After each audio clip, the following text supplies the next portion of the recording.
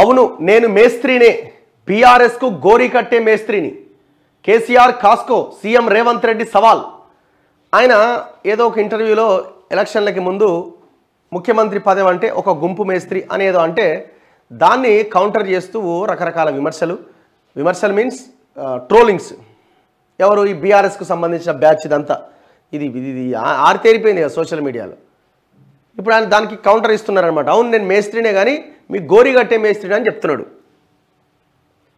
ఫిబ్రవరి చివరికల్లా రైతు భరోసా పెట్టుబడి సాయం అందజేస్తాం. బిల్లా రంగాలు ఎక్కువ తక్కువ మాట్లాడుతున్నారు. బిల్లా రంగా అంటే కేటీఆర్, హరీష్ రావు. చార్లెస్ శోభరాజ్ చెద్దరు కప్పుకొని పండుకున్నాడు. ఎవరైనా కేసీఆర్ పులి లెక్క బయటకు వస్తాడట. రమ్మను బోనులో వేసి బొంద పెడతాం.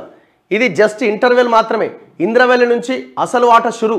కేసీఆర్ మారు బేరగాడు. ఒక్క సీటు గెలిచినా ఢిల్లీలో అమ్ముకుంటాడు. విధ్వంసం పాలైన తెలంగాణను పునర్నిర్మిస్తామని ప్రకటన. ఎల్బీ స్టేడియంలో కాంగ్రెస్ బూత్ లెవెల్ కన్వీనర్లకు శిక్షణ. రాష్ట్ర ప్రభుత్వం పైన బీఆర్ఎస్ నేతలు ఏది పడితే అది ఇష్టం వచ్చినట్టుగా మాట్లాడుతున్నారని, బీఆర్ఎస్ పార్టీ పీక బిస్కి బొంద పెడతామని సీఎం రేవంత్ రెడ్డి హెచ్చరించారు. నన్ను మాటిమాటికి మేస్త్రి అంటూ విమర్శిస్తున్నారు. అవును బిడ్డ నేను మేస్త్రినే. మీరు విధ్వంసం చేసిన తెలంగాణను పునర్నిర్మించే మేస్త్రిని.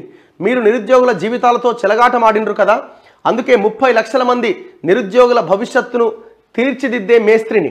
బిడ్డా కాస్కో మీ పార్టీని 100 మీటర్ల గోతిలో పాతిపెట్టి మీకు గోరీ కట్టే మేస్త్రిని కూడా నేనే. త్వరలో ఇంద్రవెల్లి నుంచి వస్తున్న కాస్కోండి అని సవాల్ చేశారు. గురువారం హైదరాబాద్ ఎల్బీ స్టేడియంలో కాంగ్రెస్ పార్టీ బూత్ లెవెల్ కన్వీనర్ల శిక్షణ కార్యక్రమం జరిగింది. MLC PCC working president Mahesh Kumar Goud ఆధ్వర్యంలో నిర్వహించిన ఈ సమావేశంలో AICC chief Mallikarjuna Kharge, party రాష్ట్ర వ్యవహారాల in-charge Deepa Das Munshi, CM PCC chief Revanth Reddy, AICC general secretary KC Venugopal, మంత్రులు, ఎమ్మెల్యేలు పెద్ద సంఖ్యలో బూత్ లెవెల్ ఏజెంట్లు పాల్గొన్నారు.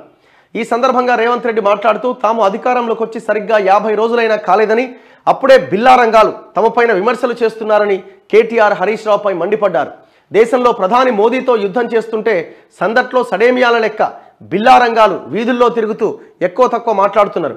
వాళ్ళు మాట్లాడుతుంటే చార్లెస్ శోభరాజ్ దుప్పటి కప్పుకొని పండుకున్నాడు. పులి బయటకు వస్తుందని అంటున్నారు. రమ్మనండి, మేము కూడా బోను పట్టుకొని రెడీగా ఉన్నాం.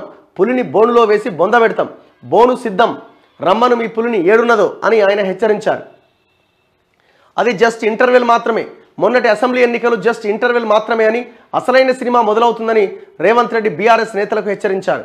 ఇంటర్వెల్ తర్వాతి చాప్టర్ను ఇంద్రవెల్లి నుంచే ప్రారంభిస్తానని, దమ్ముంటే కాసుకోండి అని సవాల్ విసిరారు. కేటీఆర్, హరీష్ రావు ఏది పడితే అది మాట్లాడుతున్నారు. ఇక నేను మాట్లాడకపోతే పని నడిచేటట్లు లేదు. కేటీఆర్, హరీష్కు సవాల్ విసురుతున్నా. కేసీఆర్ ఇక కాస్కో అసలు ఆట మొదలైంది.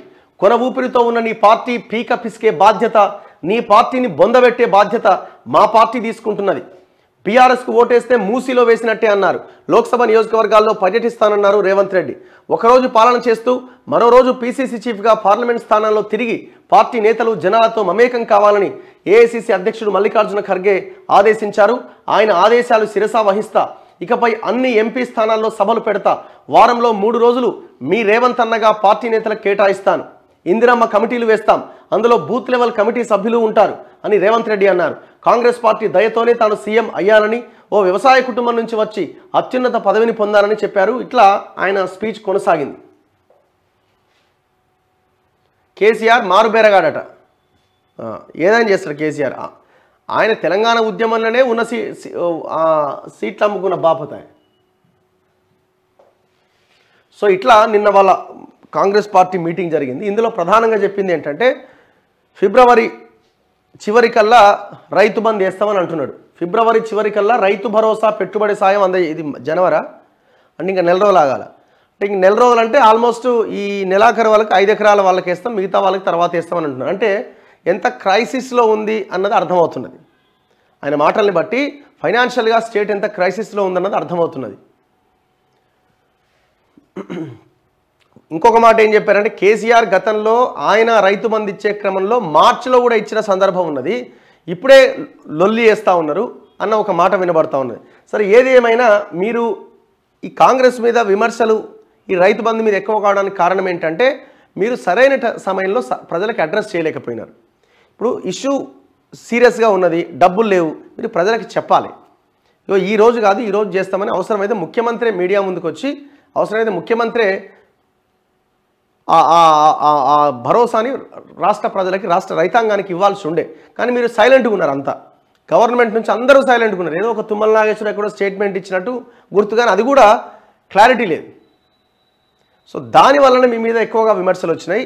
సరే, రాష్ట్రం అప్పుల పాలైంది, ఫైనాన్షియల్గా పూర్తి క్రైసిస్లో ఉంది, ఎవ్వరు కాదంటలేరు, కళ్ళ ముందు కనబడుతున్నది. కానీ మీరు దాన్ని చెప్పుకోవడంలో మీరు ఫెయిల్ అవుతున్నారు. దానివల్ల మీరు కూడా విమర్శల పాలవుతున్నారు. కానీ ఇది ఎన్ని రోజులు మీరు తప్పించుకోగలుగుతారు? ఇప్పుడు జనం అడుగుతున్నారు, అవును మరి మీకు ముందు తెలియదా అని అడుగుతున్నారు. ఇంకొకరు ఏం అడుగుతున్నారు, మీ దగ్గర ఆ 7,000 కోట్ల రైతు బంధు పైసలు ఉన్నా మీ మంత్రివర్గంలో పనిచేస్తున్న కాంట్రాక్టర్ ఎత్తుకపోయి 4,000 కోట్లు ఆయనకి బిల్లులు చెల్లించారని అంటున్నారు. మరి దానికి ఏంటి సమాధానం? సో ఇట్లా రకరకాల విమర్శలు, ఆరోపణలు కూడా మీ మీద వస్తున్నాయి. వాటి నుంచి బయటపడే ప్రయత్నం చేయండి. ఇంకొకటి, దీంట్లో సందట్లో సడేమియాలాగా ఈ కేటీఆర్ అండ్ హరీష్ రావు ఇక వాళ్ళ దందా వాళ్ళదే. ఏది పడితే అది మాట్లాడుతూనే ఉన్నారు. చెప్పు తీసుకొని కొడతా అన్నది ఎవరిని కొడతా అన్నది? మిమ్మల్ని కొడతా అన్నారు. అది రైతుల మీదకి మళ్ళించే ప్రయత్నం చేశారు.